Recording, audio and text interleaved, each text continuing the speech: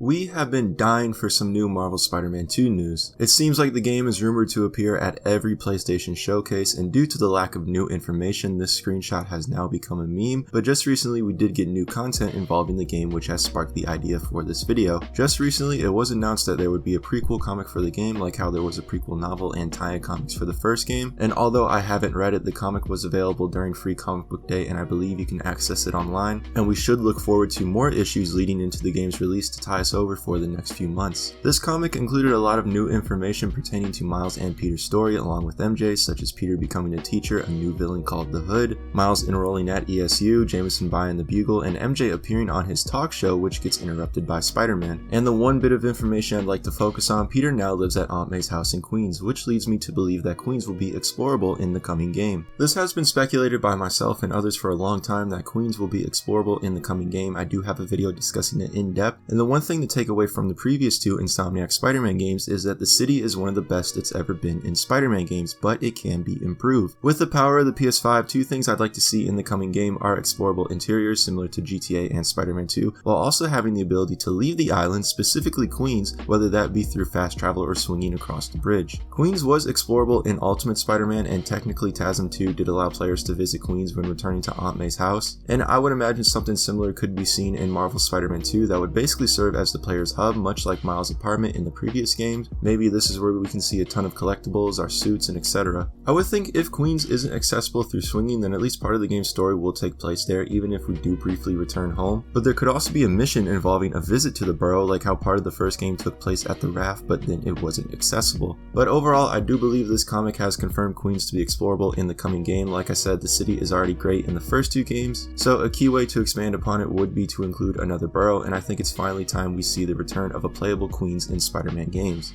So let me know what you all think regarding the prequel comic, and if you believe Queens will be playable in Marvel Spider-Man 2. Let me know in the comments below. Thanks for watching. Be sure to subscribe, follow my social medias, hit that like button, and I will see you guys again in my next video.